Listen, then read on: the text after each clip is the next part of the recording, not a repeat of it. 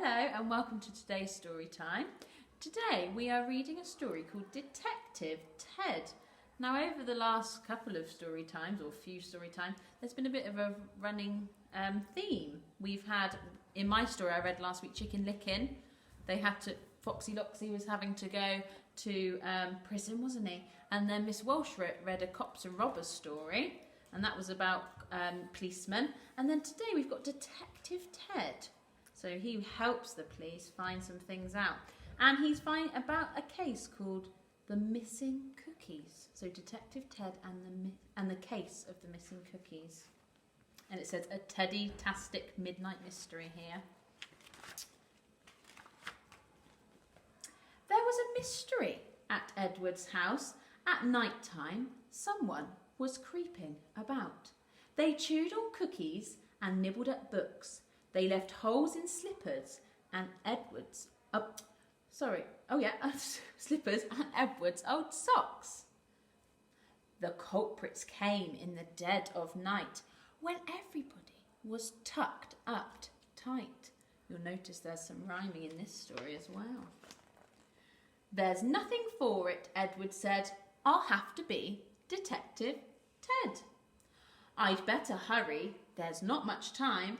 I must follow the clues and solve this crime. He followed a trail of cookie crumbs that led along the floor, past the big potted plant and the blue bathroom door. And I don't know if anyone can see a little something in that picture. See if you can spot it. Then Ted saw a shape, a shadow lurking in the hall.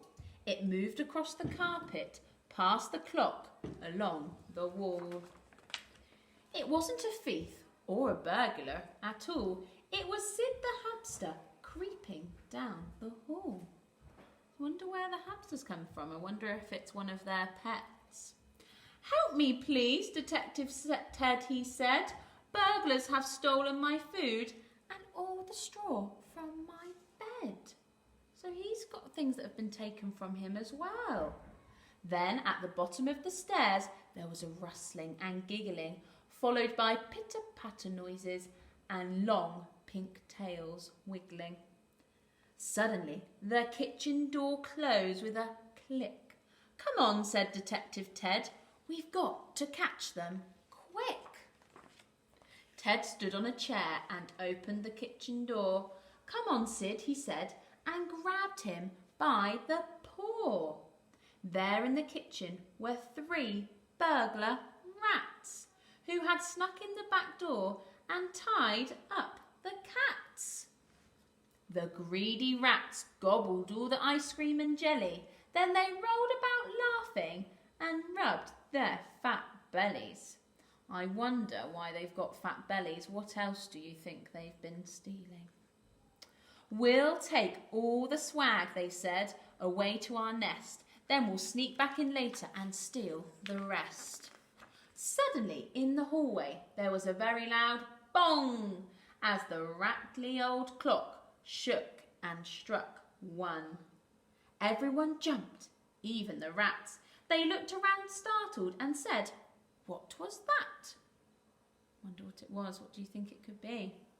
Suddenly, Detective Ted slipped and his wooden chair wobbled. Hold on, he said to Sid, but the chair rocked and toppled. In the kitchen, Ted slid and landed with a splat right in the middle of the bad burglar rats. I'm Detective Ted, he cried. You're under arrest. Hand over the loot and then clean up this mess.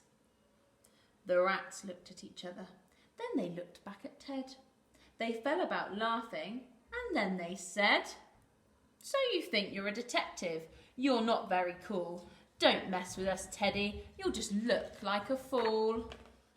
I'm not scared of you, said Ted, and he straightened his hat.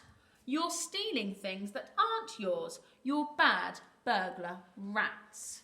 I wonder if you can think of any adjectives to describe the rats and what they're like. The rats stopped their laughing. They held up their paws. Then they flashed their long teeth and their sharp, scratchy claws. Oh dear, whispered Ted as he backed through the door. The rats crept towards him. Their shadows moved across the floor. Then something strange happened. It was amazing and weird. There was a gurgling sound and a monster appeared. Wonder what it's going to be. It was covered in bristles and had a big feathery head. It rolled one massive eyeball, lurched forward and said, "Ah!" Wonder if you can see what that might be. "Ah!" shrieked the rats. They dashed this way and that. Then they darted and dived through the swinging cat flap.